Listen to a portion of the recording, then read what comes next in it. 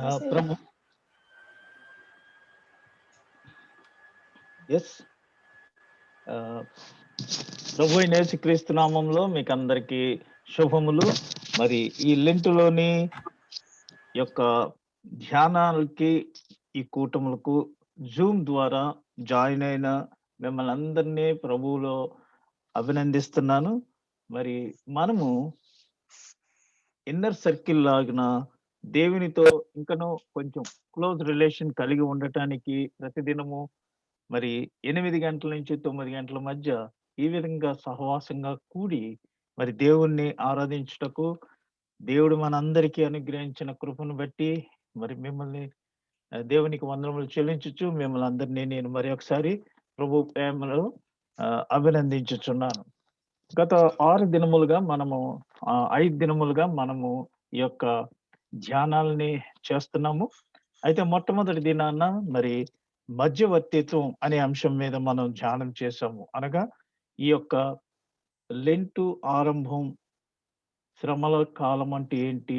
లెంటుని ఎందుకు ఆచరించాలి? భస్మ బుధవారం యొక్క విశిష్టత ఇవన్నీ మరి ఆదికాండంలో ఆదిలో ఆదాము చేసిన పాపం ద్వారా సంక్రమించిన ఆ యొక్క పాపము మరణము వలన మనమందరము మరి జన్మ పాపంతోటి ఉండటం వల్ల మనం ఎవ్వరూ నశించిపోవటం దేవునికి ఇష్టం కాదు గనుక అప్పుడే దేవుడు ఒక ప్రణాళికను ఏర్పాటు చేసి ఉన్నాడు. అయితే ఆ ప్రణాళికను ఇంప్లిమెంట్ చేయటానికి ఎన్ని సంవత్సరములు, కొన్ని వేల సంవత్సరములు పట్టినది. ఈ మధ్యలో ప్రవక్తల ద్వారా అనేకమైన ప్రవచనాల ద్వారా మనకి మరి యేసు ప్రభు యొక్క రాకడను తెలియజేసి ఉన్నారు.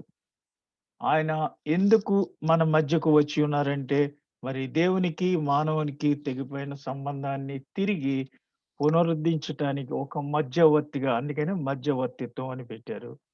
తరువాత మరి అత్యాశ, మనం ఏది కలిగి ఉన్నామో దానితోటి తృప్తి పొందాలి. మరి దేవుడిచ్చిన దాంతోటి మనం సంతోషంగా ఉండాలి. అక్కడ కుడివైపులో ఒకడిని, ఎడమ వైపున ఒకరిని పెట్టమని ఆ తల్లి తన కుమారుల గురించి వాస్తా పెడుతుంది. అయితే మరి పేరాశ కింద మనం అత్యాశ కింద ధ్యానించి ఉన్నాం. 3వ దినాన మరి సేవకుడు అంటే తన్ను తాను తగ్గించుకుని ఉన్నవాళ్ళు మరి వారు హెచ్చించబడుదురు. సేవకుడు అన్నవాడు ఎప్పుడు పరిచారం చేయాలి గాని పరిచర్య చేయించుకోకూడదు. 4వది దార్శనికము. ఆ గ్రుడ్డివాణి ద్వారా మరి యేసు ప్రభు ఈ లోకంలోనికి వచ్చిన మినిస్ట్రీస్ లో ఒక్క భాగం ఏంటంటే గ్రుడ్డి వారికి చూపును అనుగ్రహించడానికి, అందులకు కళ్ళు తెరిపించడానికి. ఇక్కడ ఈ గ్రుడ్డివాణి ద్వారా మనము చాలా విషయాలు నేర్చుకున్నాము. అతనికున్న ఆసక్తి, అతనికున్న డిటర్మినేషన్ యేసు ప్రభు ద్వారా ఏదో రకంగా అతను స్వస్థత పొందాలని చాలా గట్టిగా దావీదు కుమారుడా అని చాలా ఆయన వరకు ఆ వాయిస్ రీచ్ అయ్యేటట్టు అతను అరిచాడు. అప్పుడు యేసు ప్రభు వచ్చి నా నుండి నీవేమి పొందగోరుచున్నావు అని అడిగి వారికి మరి చూపును అనుగ్రహించి ఉన్నాడు. ఈ దినాన్న మనం కూడా ఆత్మీయ నేత్రములు మూసుకుపోయి ఉన్నట్లయితే మనము కూడా ఈ లెంటి దినముల్లో మరి ప్రభువుని చేరి సిలువ చెంత చేరి మన ఆత్మీయ నేత్రములు తెరుచుకునేటట్లు మనము ఆయనను ఆశ్రయించవలసిన వారమై ఉన్నాం. తదుపరి సకలాధికారి. అన్నిటి మీద ఆయన ఎటువంటి అధికారం కలిగి ఉన్నాడు? ఏ అధికారం చేత నువ్వు ఇవన్నీ చెప్తున్నావు? Who has given this authority? ఒక్కొక్కసారి సంఘంలో కూడా మనం మరి పని చేస్తున్నప్పుడు కొంతమంది మనం డిస్టర్బ్ చేయడానికి, ఎవరిచ్చారు నీకు ఇవన్నీ చేయడానికి, పెత్తనం ఎక్కువ చేస్తున్నావు అనేసి మనల్ని అంటూ ఉంటారు. అయితే మనము క్రీస్తు యొక్క మనకి ఇచ్చిన ఆజ్ఞను బట్టి మనము సువార్త ప్రకటించవలసిన వారమై ఉన్నాము. ఇది ఎవరు దీనికి అడ్డు చెప్పడానికి లేదు. ఎందుకనగా క్రీస్తు మనకి ఈ ఆజ్ఞ ఇచ్చాడు. మనమందరము we are subordinates to Jesus under slavery. అంటే యేసు క్రీస్తుకు మనమందరము దాసులముగా ఆయనకు మరి పరిచారకులుగా ఉండి ఉన్నాము, ఉండవలసిన వారమై ఉన్నాం. ఈ దినాన్న మరి ఆజ్ఞాపాలనము. ఈ దిన అంశం అది. మరి దానికి ముందుగా మనం సంకీర్తన 25 ఉత్తర ప్రత్యుత్తర రీతిగా చదువుకొని ఉన్నాము. దేవుని స్తోత్రములు. తదుపరి మనకి 2 అంశములు ఇక్కడ ఉన్నాయి. ఒకటి పాత నిబంధన గ్రంథంలో నుంచి, ఒకటి క్రొత్త నిబంధన గ్రంథంలో నుంచి. ఇక్కడ ఎప్పుడు కూడా మనం ధ్యానం చేసేటప్పుడు ఇవ్వబడిన ఈ 2 పాత నిబంధనలో ఉన్న పాఠము, క్రొత్త నిబంధనలో ఉన్న పాఠానికి సమన్వయం అనగా లింక్. అక్కడ చెప్పింది ఇక్కడ జరిగింది. యేసుప్రభు ఈ లోకంలోనికి వచ్చి మరి ధర్మశాస్త్రాన్ని నేను నెరవేర్చడానికి వచ్చాను గాని కొట్టివేయటానికి రాలేదు. ఆ విధంగా మరి 750 సంవత్సరముల క్రిందట ప్రభు యెహోవా దేవుడు మరి యెషయా ద్వారా ఏమైతే మెస్సీయను గురించి ముందుగా ప్రవచనం ద్వారా తెలియజేస్తున్నాడో అవన్నీ కూడా ఏ విధంగా నెరవేరుతున్నాయి, అవన్నీ సువార్త భాగంలో ఏ విధంగా రిఫ్లెక్ట్ అవుతున్నాయి అని మనం గమనిస్తున్నాం ఈ 3 రోజుల నుంచి. మరి ఈ శ్రమల ధ్యానాల్లో ఎక్కువగా యెషయా గ్రంథము చాలా హైలైట్. ఎందుకనగా యెషయా గ్రంథంలో క్రీస్తు యొక్క జననం గురించి, మరి క్రీస్తు పొందే ఈ యొక్క శ్రమలను గురించి ఎక్కువగా వివరించబడి ఉన్నది. తదుపరి సువార్తల్లో 4 సువార్తల్లో కూడా మనకి ఆహ్, డ్ వీటి యొక్క వివరాలు వివరించబడినాయి. అయితే ఒక్క క్రీస్తు యొక్క చివరి దినాల్లో జరిగిన సంఘటనలు మాత్రము యోహాను ఎక్కువగా విపులంగా వ్రాసి ఉన్నాడు.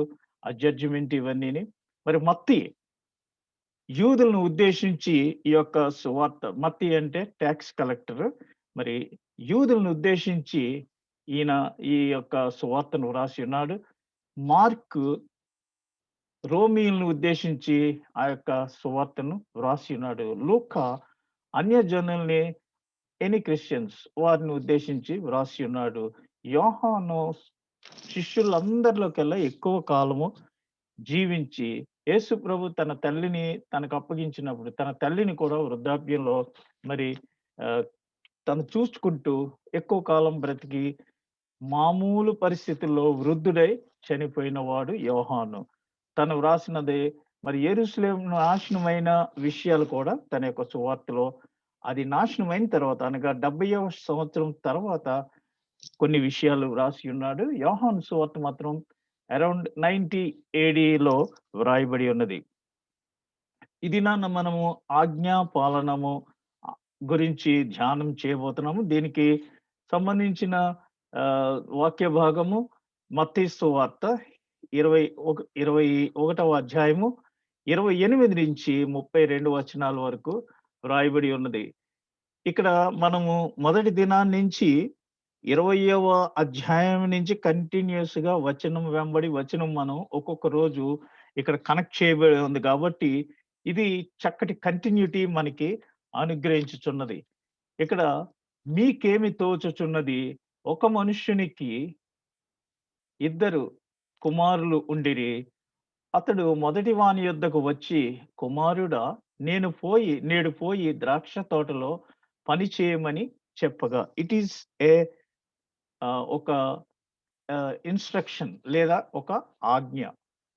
అయితే అది ఇంప్లిమెంటేషన్ ఎలా ఉంది? ఇక్కడ ఆజ్ఞ ఇచ్చారు. అక్కడ పాలన. ఇన్‌స్ట్రక్షన్ అండ్ ఇంప్లిమెంటేషన్ ఏ విధంగా ఉందో ఇక్కడ మనము అబ్జర్వ్ చేద్దాము. ఎందుకంటే it applies to our psychology. It applies to our implementation. ఎందుకంటే మనమందరము కూడా ఒకే రక్తంతో కడగబడి ఉన్నాము. అయితే మన యొక్క ఆలోచన సరళి, మన యొక్క పనితీరు, మన యొక్క రెసిప్రొకేషన్ ఏ విధంగా ఉందని ఈ వాక్య భాగం ద్వారా మనము మరి ధ్యానం చేయవలసి ఉన్నది. అతడు మొదటి వాని యొద్దకు వచ్చి, నేడు పోయి ద్రాక్ష తోటలో పని చేయమని చెప్పగా, వాడు పోను అని ఉత్తరమిచ్చెను గాని, పిమ్మట మార్చుకొని పోయెను. అతడు రెండవ వాని యొద్దకు వచ్చి ఆ ప్రకారమే చెప్పగా, వాడు అయ్యా పోవుదుననే అనెను గాని పోలేదు. ఈ ఇద్దరిలో ఎవడు తండ్రి ఇష్ట ప్రకారం చేసిన వాడని వానిని అడిగెను. ఇక్కడ మనం చక్కగా గమనించినట్లయితే, మొదటివాడు నేను వెళ్ళను అని చెప్పాడు. కానీ తర్వాత మనసు మార్చుకొని మరి హి చేంజ్డ్ హిస్ మైండ్. మార్చుకొని మరి నేను వెళ్తాను అని తాను చెప్పినట్టుగా వెళ్ళి ఉన్నాడు. మనం ఇక్కడ ఈ విషయమై గమనించినట్లయితే, ఇది ఎవరిని ఉద్దేశించి యేసు ప్రభు చెప్పాడు అని ఒకసారి మనం స్వపరీక్ష చేసుకుంటే, ఇక్కడ పాపులు ముందు సత్యమును అంగీకరించలేదు కానీ, తర్వాత మరి పశ్చాత్తాపపడి వారు దేవునిని అంగీకరించి, దేవుని చిత్తాన్ని నెరవేర్చినట్టుగా మనము మరి అర్థం చేసుకోవచ్చు. ఎందుకంటే, ముందు వారు అంగీకరించలేదు. అయితే తరువాత అంగీకరించారు. మనం ఒకసారి బైబిల్ గ్రంథంలో చూచినట్లయితే అనేక విషయాలు, అనేక మంది ముందు చాలా కఠినంగా ఉండి, ఎవరైతే క్రైస్తవులకు వ్యతిరేకంగా పనిచేశారో వారు మరి దేవుని చేత పట్టబడి, మరి దేవుని యొక్క సత్యమును తర్వాత అంగీకరించి, వారు పశ్చాత్తాపపడి, మరి దేవుని యొక్క చిత్తం వారి పట్ల ఏమై ఉన్నదో నెరవేర్చినట్లుగా మనం అనేక విషయాల్లో మనం చూడవచ్చు.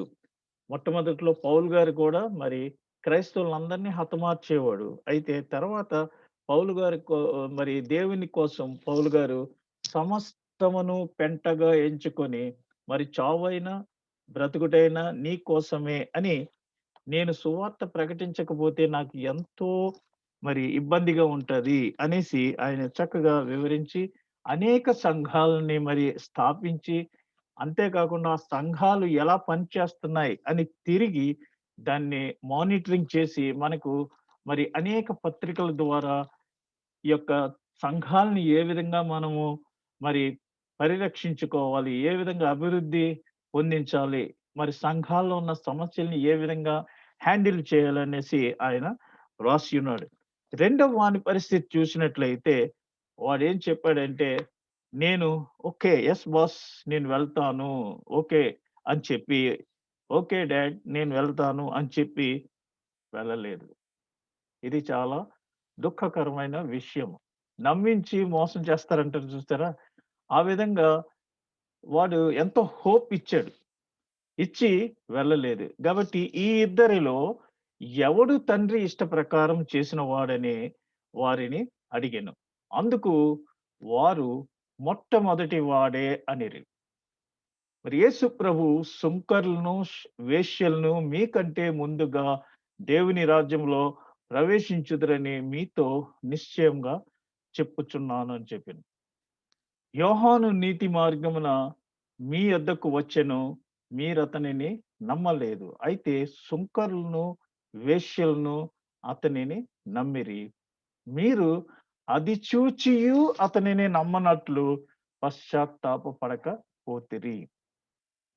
ఈ విషయమై మీరు బాగా డీప్‌గా ఆలోచన చేస్తే నిన్నటి దినాన మనము మరి దేవుడు ఆహ్, నిన్న యెషయా గ్రంథంలో ఏమని చెప్పబడిందంటే 42వ వచనం మొదటి 4 వచనాల్లో యెషయా గ్రంథం 42వ అధ్యాయము మొదటి ఆహ్, 4 వచనములో ఇదిగో నేను ఆదుకొను నా సేవకుడు, నేను ఏర్పరచుకొనిన నా ప్రాణప్రియుడు, అతని యందు నా ఆత్మను ఉంచి ఉన్నాను. అదే మరి మత్తయి సువార్తకొచ్చేటప్పటికి బీదలకు సువార్త ప్రకటించుటకై నేను నిన్ను అభిషేకించి తిని, అన్యజనులకు వెలుగుగాను అక్కడ సిమియోను ఆయన్ని ఎత్తుకొని సున్నతి చేసిన రోజున అన్యజనులకు నిన్ను వెలుగుగాను, ఇశ్రాయేలుకు మహిమగాను నిన్ను అనుగ్రహించానని చెప్పాడాయన. కాబట్టి మరి అదే బేస్ చేసుకొని మన దేశానికి ప్రపంచంలో ఉన్న అనేక దేశాలకి అనేక మంది మిషనరీస్ వెళ్లి సువార్త ప్రకటించారు. బీదలకు సువార్త ప్రకటించటము అంటే ఓన్లీ గాస్పెల్ అని కాదక్కడ. వారి యొక్క ఎన్విరాన్మెంటల్ కండిషన్స్, వారి యొక్క సిట్యుయేషన్స్ అన్నిటిని మార్చటానికి వారు వైద్యపరంగాను మరి ఎడ్యుకేషనల్‌గా ఇంకా మరి వేరే వేరే పద్ధతుల్లో మరి వారు దేశాన్ని ఈ యొక్క ప్రాంతాన్ని డెవలప్ చేశారని, ధవళేశ్వరంలో ఆనకట్ట కట్టడానికి మరి సర్ ఆర్థర్ కాటన్ ఒక ఇంజినీర్‌గా, మిషనరీగా వచ్చి ఆనకట్ట కట్టడం ద్వారా వారి యొక్క పరిస్థితిని మరి అప్‌లిఫ్ట్ చేసినట్టుగా నిన్న మనం మరి ధ్యానించున్నాం. ఇక్కడ మొట్టమొదట ఎవరైతే దేవుణ్ణి అంగీకరించారంటే మన దేశానికి సువార్త వచ్చినప్పుడు అరౌండ్ ఫి 15 ఎండ్ ఆఫ్ 15థ్ సెంచరీలోనేమో మరి సెయింట్ ఫ్రాన్సిస్ జేవియర్ అనే ఆయన గోవా పట్టణానికి వచ్చి అక్కడ సువార్త ప్రకటించాడు. ఆ తర్వాతే తీసుకొచ్చాడు. 1806లో విలియం కేరీ కలకత్తా ప్రాంతానికి వచ్చి అక్కడ సువార్త ప్రకటించారు. మరి మన ఆంధ్రప్రదేశ్‌కి ఆహ్, ఫాదర్ హయ్యర్ అనే ఆయన మరి ఫ్రెడరిక్ ఫాదర్ హయ్యర్ అనే ఆయన 1842లో వచ్చి మనకి ఆంధ్ర ఎవెంజలికల్ లూథరన్ సంఘాన్ని అక్కడ స్థాపించారు. ఈ విధంగా వారు మరి సువార్త ప్రకటించటానికి వచ్చారు. అయితే వారు వచ్చి మొట్టమొదటిగా సువార్త ప్రకటించినప్పుడు అక్కడ జరిగిన విషయం ఏంటంటే మనం ఒకసారి చరిత్ర వెనక్కెళ్తే అగ్ర కులస్తులు ఎక్కువ మంది ప్రభువును అంగీకరించలేదు. వారు మొట్టమొదటిగా సువార్త ప్రకటించినప్పుడు. అంతేకాదు ప్రపంచ దేశాల్లో ఎక్కడ చూచినా సరే మరి ఆహ్, కొద్దిగా పలుకుబడి లేదా పరిసయ్యులు, శాస్త్రులు ఇలాంటి వాళ్ళు ఎవరు కూడా మరి సువార్తను అంగీకరించలేదు. అయితే సుంకర్లు కొద్దిగా డౌన్ ట్రాడెన్, అన్‌టచబుల్స్ ముందుగా మరి దేవునిని అంగీకరించారు. ఎందుకనగా అటువంటి రోజుల్లో ఒక 200 ఇయర్స్ బ్యాక్ అన్‌టచబుల్స్‌కి హిందూ దేవాలయాల్లో కూడా మరి వారికి లోపలికి వెళ్ళటానికి అనుమతి లేని సమయములో వారికి సువార్త అందించబడినప్పుడు మరి మన సంఘాల్లోకి, చర్చ్‌లోకి ఎవరైనా మరి రావచ్చు. ఎవరైనా పోవచ్చు. There is no restriction. Yesu Kristu అందరికీ ప్రభువు అని వారు సువార్త ప్రకటించినప్పుడు మరి మొట్టమొదటిగా వెనుకబడిన జాబితాలో ఉన్న వారందరూ కూడా క్రైస్తవులయ్యారు. వారికి మంచి నాగరికత వచ్చింది. మరి ఈ 200 సంవత్సరాల్లో వారి యొక్క అప్‌లిఫ్ట్‌మెంట్, అప్‌గ్రేడేషన్ చాలా ఎంత చక్కగా ఉందంటే ఇప్పుడు ప్రస్తుతం ఉన్న పరిస్థితుల్ని మనం ఒకసారి వెనక పరిస్థితుల్లో పోల్చి చూస్తే మనకి అర్థమవుతుంది. ఆ తరువాత మరి వారు అగ్ర కులస్తులు ఏమన్నారంటే బ్రిటిష్ వారితోటి లేతే మిషనరీలతోటి, "మీరు మాకు ముందుగా సువార్త ప్రకటించుంటే మేము నమ్మి ఉండేవాళ్ళం కదా యేసుబాబుని. మీరు వాళ్ళకెళ్ళి చెప్పారు. ఇప్పుడు మేము మరి సువార్తను అంగీకరించడానికి ఇది మరి తక్కువ జాతి వాళ్ళ దేవుడనేసి ఒక ఆహ్, టాక్ వచ్చేసింది" అని చెప్తే వారేమన్నారంటే మొట్టమొదటిగా వారు అందరికీ సువార్త ప్రకటించడానికి వచ్చినప్పుడు మరి వారు అగ్ర కులస్తులు అందరూ కూడా వారిని చాలా శ్రమలు పెట్టారు. అయితే తక్కువ జాతి వారు వారిని ఆదరించి మరి సువార్తను అంగీకరించి ప్రభువుని స్వీకరించారు. కాబట్టి ఇక్కడ యేసు ప్రభు ఆ రోజుల్లో ఆయన ఏమని చెప్పారంటే, "సుంకరులను, వేశ్యలను మీకంటే ముందుగా దేవుని రాజ్యంలో ప్రవేశించెదరని మీతో చెప్పుచున్నాను." ఎందుకంటే మొట్టమొదటి వాడే అనిరి. ఎందుకు? వాడు ముందు వెళ్ళనన్నాడు. కానీ తర్వాత ఒప్పుకొని వెళ్ళాడు. రెండోవాడు ఆ! ఓకే. ఓకే. అన్నాడు గానీ వెళ్ళలేదు. వాళ్ళు వేషధారుల లెక్కల్లో ఉన్నారు. ఈ రోజున మనం కూడా చాలా మందికి వాక్యం చెప్తే, వారు మరి చాలా రకరకాల కోణాల్లో మరి మనల్ని కామెంట్ చేస్తూ ఆహ్, మతోన్మాదుల కింద మనకి రివర్స్‌లో మాట్లాడుతూ అనేకమైన పనులు చేస్తుంటారు. కానీ దేవుణ్ణి వారు నమ్మలేదు. కాబట్టి యోహాను యేసు ప్రభువుకు ముందుగా మరి ఈ లోకంలోనికి వచ్చి, నా వెనుక వచ్చువాడు నాకంటే గొప్పవాడు అని అనేకమైన ఆహ్, ఆయన గురించి మార్గము సరళం చేసియున్నాడు. మత్తయి సువార్త 3వ అధ్యాయము మొదటి వచనంలో పరలోక రాజ్యము సమీపించి ఉన్నది. మారు మనసు పొందుడని యూదయ అరణ్యంలో ప్రకటించుచుండెను. అతడు ప్రభువు మార్గము సిద్ధపరచుడి, ఆయన త్రోవలు సరళం చేయండి. He is a four front liner for Jesus Christ. ఆయన వచ్చి మరి ఈ 14, 12 వచనాలు కూడా మీరు చూసినట్లయితే సర్ప సంతానమా రాబోవు ఉగ్రతను తప్పించుకొనుటకు మీకు బుద్ధి చెప్పిన వాడెవడు? మారు మనస్సుకు తగిన ఫలము ఫలించుడి అని వారిని మరి అందరికి తమ పాపములు ఒప్పుకొనుచు యొర్దాను నదిలో అతని చేత బాప్తిస్మము పొందుచుండిరి. అతడు పరిసయ్యులలోను సద్దూకైలలోను అనేకులు బాప్తిస్మము పొందవచ్చుట చూచి, ఇక్కడ ఎప్పుడైతే యోహాను ముందుగా ఇవన్నీ అందరికీ ప్రకటించినప్పుడు అక్కడ కూడా మరి ఈ శాస్త్రులు వీళ్ళు వెళ్ళలేదు. తక్కువ వారు అక్కడ వెళ్ళి బాప్తిస్మం తీసుకున్నారు. ఇక్కడ అందుకనే మరి యోహాను నీతి మార్గమున మీ దగ్గరికి వచ్చాడు కానీ మీరు అతనిని నమ్మలేదు. అయితే సుంకరులను, వేశ్యలను అతనిని నమ్మిరి. వాళ్ళు నమ్మారు.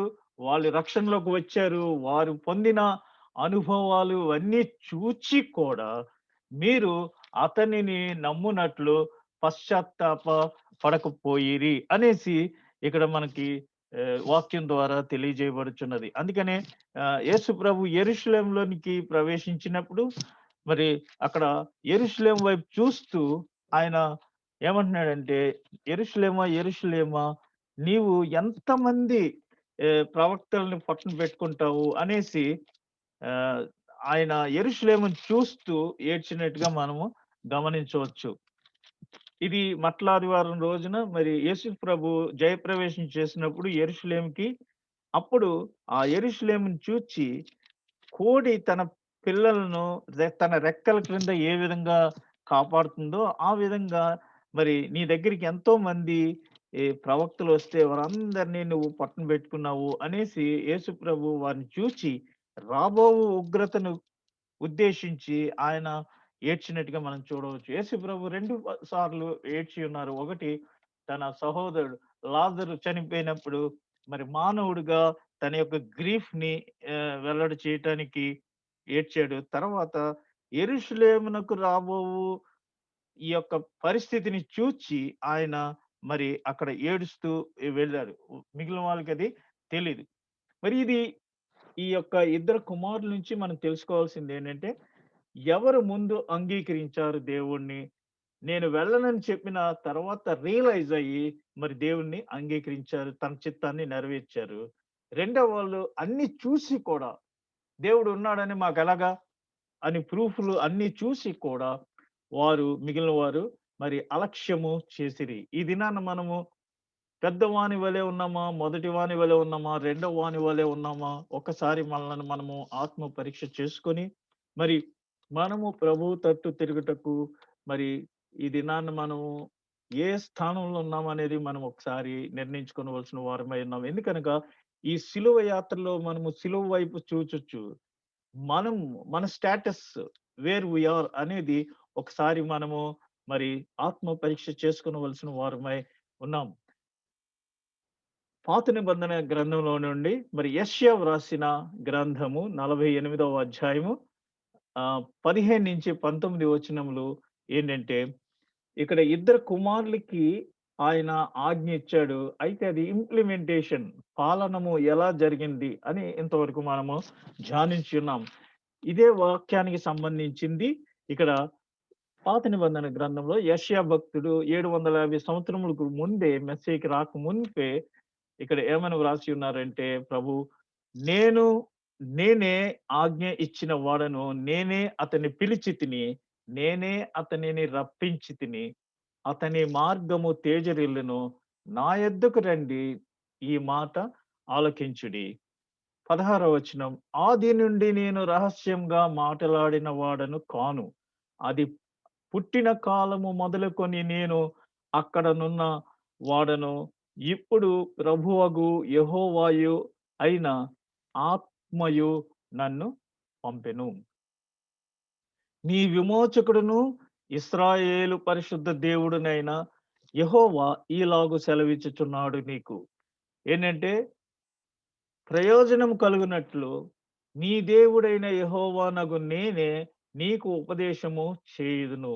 నీవు నడువవలసిన త్రోవను నిన్ను నడిపించుదును. నీవు నా ఆజ్ఞలను ఆలకింపవలనని నేనెంతో కోరుచున్నాను. ఆలకించిన యెడల నీ క్షేమము నదివలెను, నీ నీతి సముద్ర తరంగముల వలెను ఉండును. నీ సంతానము ఇసుక వలె విస్తారమగును. నీ గర్భఫలము దాని రేణువుల వలె విస్తరించును. వారి నామము నా సన్నిధి నుండి కొట్టివేయబడదు, మరువబడదు. ఇక్కడ యెషయా గ్రంథంలో ఈ 4 వచనాల్లో మరి మనము ఏ విధంగా నడవవలసి ఉన్నది.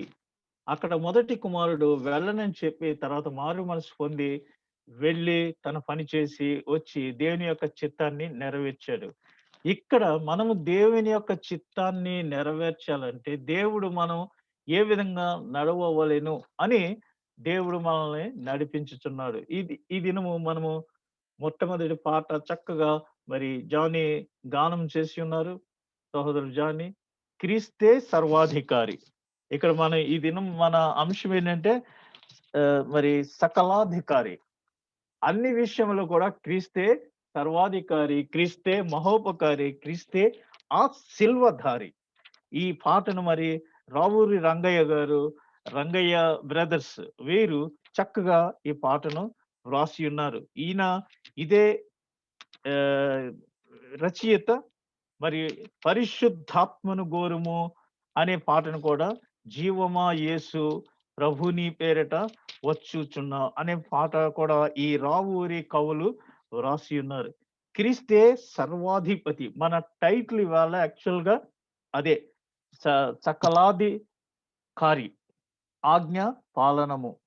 ఈ దినం మనం మాట్లాడేది ఆజ్ఞ పాలనము. నిన్నటి అంశము సకలాధికారి. కాబట్టి ఇక్కడ క్రీస్తు అన్ని విధాలుగా మనకి అన్ని నామం ఈ నామము నాకు మించు నామము ఏదీ లేదు. యెహోవా తండ్రి యేసును హెచ్చించినాడు గాన.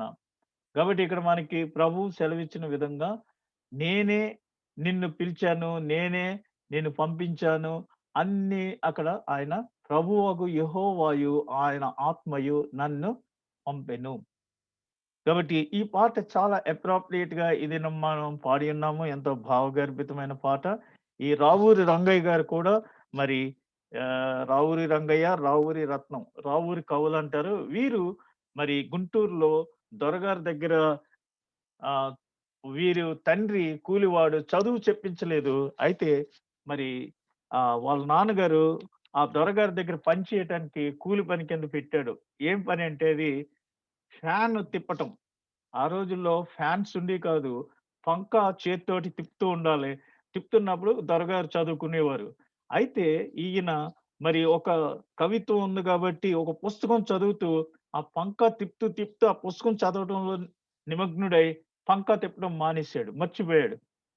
అప్పుడు వాళ్ళ నాన్నొచ్చి ఇంక వీడి పని అయిపోయింది. వీడికి పని నుంచి తీసేస్తాడని చాలా కంగారైపోయి అతని మీద చాలా కోప్పడ్డాడు. ఇదంతా దొరగారు చూచి ఇతనికున్న ఆసక్తిని ఆయన గమనించి ఆయన ఈ అబ్బాయిని స్కూల్‌లో జాయిన్ చేసి ఆయనే చదువు చెప్పించారు.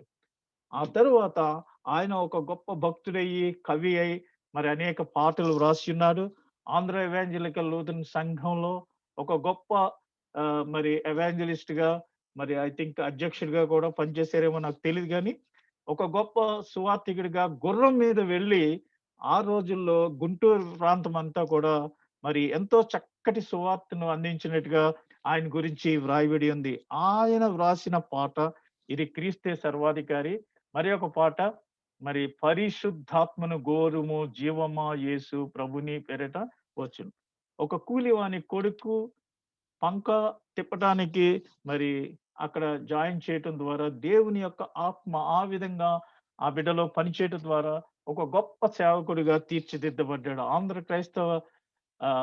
ఆంధ్ర ఎవాంజలికల్ లూథరన్ సంఘానికి ఆయన చేసిన పరిచర్యలు మరి ఇంత అంతా కూడా కాదు. చాలా ఎక్కువ పరిచర్యలు చేసి అనేకమైన సువార్త కార్యక్రమాల్లో ఆయన పాల్గొన్నాడు. ఈ విధంగా మరి ఇక్కడ యెషయా గ్రంథంలో ఇక్కడ చెప్పబడిన రీతిగా మరి నా ఆజ్ఞలను ఆలకింపవలనని నేనెంతో కోరుచున్నాను. It's God's desire for us. దేవుడు దేవుని యొక్క సంకల్పము మన పట్ల ఏమై ఉన్నదంటే, ఆయన ఆజ్ఞల్ని ఆలకింపవలనని ఆయన యొక్క సంకల్పం, ఆయన యొక్క ఆశ, చిత్తం. తల్లిదండ్రులు ఎవరైనా సరే వారి యొక్క బిడ్డలు వారి చెప్చేతల్లో అనగా వారు పెంచిన విధంలో మరి పెరిగి, క్రమశిక్షణలో పెరిగి చక్కటి ప్రయోజకులు కావాలని ప్రతి తల్లి, తండ్రి ఆశిస్తుంటారు వారి నుంచి. మరి ఆ విధంగా ఉండాలని దేవుడు కూడా సేమ్ రిలేషన్, ఒక బిడ్డ తండ్రికి ఉన్న రిలేషనే దేవుడు మన పట్ల కలిగి ఉన్నాడు. ఆయన మరి మన పట్ల అటువంటి ఆహ్, సంకల్పం కలిగి ఉన్నాడు. ఇక్కడ మనం గమనించినట్లయితే ఇశ్రాయేలు దేవుని ఆజ్ఞలను గైకొనినప్పుడు వారికి ఆయన ఇచ్చు ఆశీర్వాదాలు. ఇశ్రాయేలుకి దేవుని ఆజ్ఞలను గైకొన్నప్పుడు వారికిచ్చే ఆశీర్వాదములు 5 ఆశీర్వాదాలు ఇక్కడ యెషయా భక్తుడు మనకు ఇందులో మరి తెలియజేయుచున్నాడు. మొట్టమొదటిది ఏంటంటే, మనకు క్షేమము ఒక నది వలె వచ్చును. నది కంటే మరి విస్తారముగా ఎనార్మస్ అంటే, అంటే అంతా క్షేమమే. క్షేమము నీ వెంట వచ్చును అని మనకి దావీదు కీర్తనలో కూడా వ్రాయబడి ఉన్నది. నీతి సముద్ర తరంగముల వలెను. సముద్ర తరంగాలు ఎప్పుడూ వస్తూ పోతూనే ఉంటాయి. అదే విధంగా కంటిన్యూయస్ ప్రాసెస్. నీతి ఎప్పుడూ కూడా మన వైపు ఉంటుంది. నీ సంతానము ఇసుక వలె విస్తారమగును. ఇసుక ఎంత విస్తారంగా ఉంటది. ఎక్కడ చూసినా మనం ఇక్కడ డెజర్ట్‌లోకెళ్తే అంత ఇసుకే. మరి అంత విస్తారంగా నీ సంతానమును విస్తారమగునని చెప్తున్నారు. నీ గర్భఫలము దాని రేణువుల వలె విస్తరించును. మనం ఇసుక చూస్తున్నాము. అయితే ఈ ఇసుక ఎన్ని రేణువులున్నాయో అది మనము లెక్కపెట్టలేము. అంత అధికంగా నీ యొక్క గర్భఫలాన్ని నేను విస్తరిస్తాను అని ఇవన్నీ ఎప్పుడు చేస్తానంటే, మీరు నా ఆజ్ఞలను గైకొనినప్పుడు, నా యొక్క ధర్మశాస్త్రాన్ని పాటించినప్పుడు, వారి నామము నా సన్నిధి నుండి కొట్టివేయబడదు, మరువబడదు. మరి మన యొక్క ఆ యొక్క మన ఐడెంటిటీ ఆయన సన్నిధిలో ఎప్పుడు ఉంటది. కొట్టివేయబడదు, మరువబడదు. ఈ సమయంలో మనము మరి ఒక విషయం గమనించవలసింది ఏంటంటే, దేవుని చిత్తము ఏమై ఉన్నదంటే, పురుషులను ఆశీర్వదించటమే తప్ప వారిని శపించకూడదు. ఎవరు కూడా నశించిపోకూడదనేది దేవుని యొక్క చిత్తము. అందరూ ఆశీర్వదించబడాలి పురుషులు. అంటే మొత్తం అంతా ఆయన పురుషుల్ని అడ్రెస్ చేస్తున్నాడంటే పురుషులనే కాదు. మొత్తం అందరిని. ఏందంటే హెడ్ ఆఫ్ ది ఫ్యామిలీ గాబట్టి ఆశీర్వదించబడటమే తప్పితే వారిని శపించకూడదు. పురుషులు పాపము చేయుటను ఆయన ఇష్టపడడు. పురుషులు మరి ఏమన్నా తప్పులు చేసినప్పుడు ఆయనకది ఆయస్కరంగా ఉంటది. ఆయన ఇష్టపడడు. వారు తన ధర్మశాస్త్రమును పాటించవలెనని ఆయన కోరుచున్నాడు. మరియు వారు శాశ్వతంగా శిక్షించబడకుండా వారిని రక్షించాలనేసి ఆయన కోరుచున్నాడు. ఏ విధంగా అంటే ఎవరు కూడా నశించిపోవుట ఆయనకి ఇష్టం లేదు. అందువలన మనమెవ్వరము నశించపోకుండునట్లు ఆయన తన స్వకీయ కుమారుని ఈ లోకంలోనికి పంపించి, ఆయన యొక్క శ్రమ, మరణ, పునరుత్థానముల వలన మనందరిని మరి ఎ మనము ఆదాము పాపం వలన తండ్రితో పోగొట్టుకొనున్న రిలేషన్‌ని రీఇన్‌స్టేట్ చేసి, తిరిగి పునరుద్ధరించి తండ్రి అని పిలవగలిగే ఒక నూతన రిలేషన్‌ని మరి కుమారుని ద్వారా ఆయన మనకు అనుగ్రహించున్నాడు. అందుకనే మనము we are addressing every time in our prayer మరి పరలోకమందున్న మా తండ్రి అని చెప్తాము. లేతే ఆహ్, లవింగ్ ఫాదర్, హెవెన్లీ ఫాదర్ అని మనం అడ్రెస్ చేస్తుంటాము. చేసి మనం చెప్పవలసిన విషయాలన్నీ చెప్పిన తర్వాత త్రూ జీసస్ వి ప్రే. యేసు పరిశుద్ధ నామమున ప్రార్థించుచున్నాను. అంటే మనల్ని ఇంట్రొడ్యూస్ చేసింది యేసు ప్రభువు. మనల్ని తండ్రి మీరు నా పేరిట తండ్రిని ఏమి అడిగినను ఆయన ఇవ్వటానికి సిద్ధంగా ఉన్నాడు. So our relation through proper channel through Jesus Christ.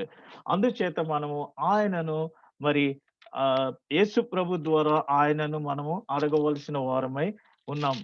ఇక్కడ లూకా సువార్త 19వ అధ్యాయము ఆహ్, 2వ వచనంలో 12వ వచనం చూచినట్లయితే మరి ఆయన మరొక ఉపమానం చెప్పాడు.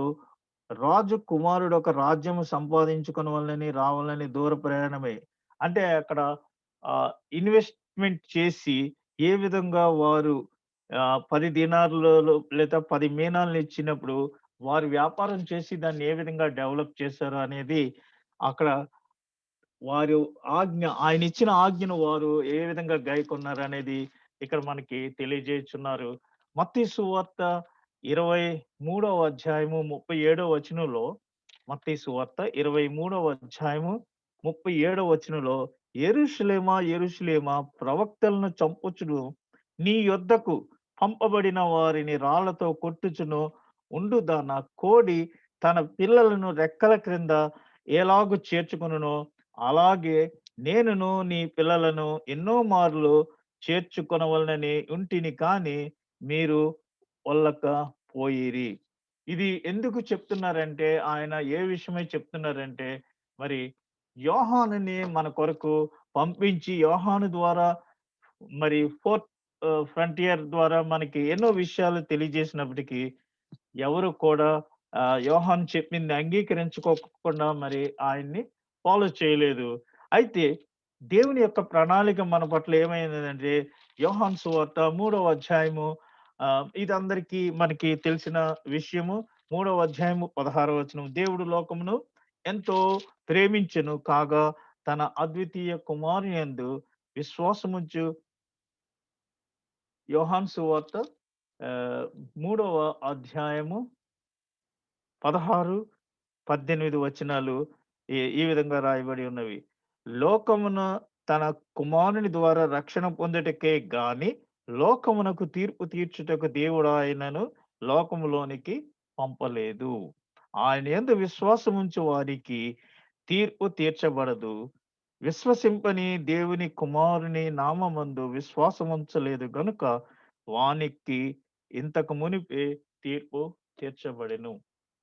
అదే విధంగా 2వ పేతురు 3వ అధ్యాయము 9వ వచనంలో ఏమని వ్రాయబడి ఉందంటే I'm finishing within 1 or 2 minutes. 2వ పేతురు 3వ అధ్యాయము 9వ వచనము ఏమని వ్రాయబడి ఉందంటే, కొందరు ఆలస్యమని ఎంచుకొనున్నట్లు ప్రభువు తన వాగ్దానము గురించి ఆలస్యము చేయువాడు కాడు. కానీ ఎవడునూ నశింపవలనని ఇచ్చయింపక అందరూ మారు మనసు పొందవలననే కోరుచు మీ ఎడల దీర్ఘశాంతము గలవాడై ఉన్నాడు. మీ ఎడల ఆయన దీర్ఘశాంతము గలవాడై. ఇంకొంచెం వెయిట్ చేయండి. ఇంకొంచెం వెయిట్ చేయి అని మన తరపున అక్కడ దేవునితో ఆయన రికమెండేషన్ చేస్తున్నాడు. అందుకనే మన వాళ్ళు సామెతగా చెప్తా ఉంటారు గదా! పాపిచ్చి రాయు అనేసి. ఎందుకని? వాడు నశింపబడకుండా మరి దేవుణ్ణి అంగీకరించి మంచి మార్గంలోకి వస్తాడేమో అని దేవుడు వాడి యొక్క ఆయుష్‌ను ఇంకా ఇస్తున్నాడేమో అనేసి మన వాళ్ళు జోవియల్‌గా మరి పాపి చిరాయు అనేసి ఒక ఇది మనకి సామెత కింద వచ్చింది. చివరగా కీర్తనల గ్రంథము 81వ అధ్యాయము 13, 16 వచనాల్లో చూచినట్లయితే, అయ్యో! నా ప్రజలు నా మాట వినిన ఎడల, ఇశ్రాయేలు నా మార్గములననుసరించిన ఎడల ఎంత మేలు! అప్పుడు నేను వేగిరమే వారి శత్రువులను అణగద్రొక్కుదును, వారి విరోధులను కొట్టుదును. యెహోవాను ద్వేషించువారు వారికి లొంగుదురు. వారి కాలము శాశ్వతముగా ఉండును. అతి శ్రేష్టమైన గోధుమలను అనుగ్రహించి నేను వారిని పోషింతును. కొండ తేనెతో నిన్ను తృప్తి పరచుదును. కాబట్టి మనము ఈ దినము మరి మనకి అన్ని విషయాల్లో కూడా మరి ఆజ్ఞ పాలనము ఏ విధంగా ప్రభు చిత్తమైనదో మరి మనకు ఇవ్వబడిన ఆజ్ఞలను మనం ఏ విధంగా పాటించవలనో, ఒకవేళ ప్రభువు ఆ పెద్ద కుమారుడులానే మనల్ని నువ్వు వెళ్లి ఈ పని చెయ్యి అంటే, నేను వెళ్ళలేను అని ఒకవేళ చెప్పినప్పటికిని, ఈ 40 దినాలు మనము సిలువ వైపు మరి చూచూచు మనలను మనం పరీక్షించుకొని, ఒకవేళ మరి మారు మనస్సు కలిగి మనం వెళ్ళినట్లయితే, మనం రక్షణ మార్గంలోకి వెళ్తాం. అంతేగాని ఓకే. ఐ విల్ డూ అని చెప్పి మనం వేషధారలోనే ఉన్నట్లయితే are in a wrong track. ఫిలిప్పుతో దూత నీవు వెళ్లి ఆ నపుంసకుని కలుసుకో అన్నప్పుడు ఇమ్మీడియేట్‌గా ఫిలిప్పు మరి వెళ్ళాడు. ఆ రోజుల్లో జీపీఎస్ లేదు, ఏమీ లేదు. ఒకే ఒక క్లూ ఇచ్చింది. ఈ దిశగా వెళ్ళు అనేసి. వెంటనే ఫిలిప్ వెళ్ళి మరి ఆ నపుంసకునితోటి హాయ్ అని, "ఏంటి నువ్వేం చేస్తున్నావంటే" "నేను యెషయా గ్రంథం చదువుతున్నానన్నాడు." నీవు చదువుతున్నది నీకు అర్థమవుతుందా" అంటే, "ఎవరైనాను నాకు సహాయం చేయకపోతే నేను ఏ విధంగా అర్థం చేసుకోగలనిది" అనేసి అన్నాడు. అప్పుడు he has given an invitation. అతను అక్కడ మరి చెప్పినప్పుడు సువార్త అంగీకరించి, "అయ్యిగో నీళ్ళు, బాప్తిస్మం ఇవ్వటానికి నీకేమన్నా అబ్జెక్షనా" అని వారిద్దరూ కలిసి నీటిలో దిగి బాప్తిస్మం తీసుకొని ఉన్నారు. కాబట్టి ప్రభువు ఈ దినాన మనందరితోటి ఏ విధంగా మాట్లాడుతున్నారంటే, మనకి ఇచ్చిన పనిని మనము చేయుటకు are we ready? Are we are saying some నాకు ఖాళీగా లేదు, టైము కుదరదు, not possible, I cannot go అని చెప్పుచున్నామా? లేదా వి ఆర్ మనం దాన్ని ఇంప్లిమెంట్ చేస్తున్నామా అనేది ఈ దినం మనమందరము మరి ఒక్కసారి మనలను మనము ఆత్మ పరీక్ష చేసుకోవలసిన వారమై ఉన్నాము. రేపటి దినాన్న మనము మరి దర్శన కాలము, తర్వాత నిర్లక్ష్యము ఈ వీటి విషయమై మనము ధ్యానం చేయవలసి ఉన్నది. మరి మత్తయి సువార్త మిగిలిన వచనాలు అది అక్కడ ప్రభువును వారు మరి ప్రశ్నిస్తూ ఉంటారు. అనేక ప్రశ్నలున్నాయి. చివరి కాలంలో వారొచ్చి మరి అనేక ఉపమానాలు ప్రభువు కూడా తెలియజేసి ఉన్నాడు. వారు పెండ్లి వస్త్రం గురించి మరి ఇంకా ఈ నిషేధించిన రాయి మూలకు తలరాయి ఆయనను. ఇది మరి ఒక ఉపమానానికి సంబంధించి ఒక యజమానుడు ఉండెను. అతడు ద్రాక్ష తోటను నాటించి ఈ విధంగా చేసి ఇద్దరిని పంపించినప్పుడు దాసులను పంపిస్తే వాడిని చంపేశారు. మరి తర్వాత తన ఓనర్‌నే పంపించాడు కుమారుడిని. కుమారుడిని పంపిస్తే ఈడు ఓనర్ ఈడిని లేపేస్తే మొత్తానికి ఇతన్ని చంపేస్తే ఏమి మనకి ప్రాబ్లమ్ ఉండదనేసి ఇచ్చేసినప్పుడు, నిషేధించిన రాయి మూలకు తలరాయి ఆయను. దీని గురించి చక్కటి ఉపమానం ఇయన్నీ ఉన్నాయి. మరి రేపటి దినాన్న దాని గురించి మనము ధ్యానం చేద్దాము. ఈ దినానికి మరి మీరు ఓపికతో మరి వచ్చి ఈ యొక్క వాక్యాన్ని వినుచున్నందులకై, ఇందులో పార్టిసిపేట్ చేస్తున్నందుకు మీకందరికీ దేవుని దీవెనలు, ఆశీర్వాదములు కలుగును గాక. ఆమేన్. ఓవర్ టు పాస్టర్ గారు.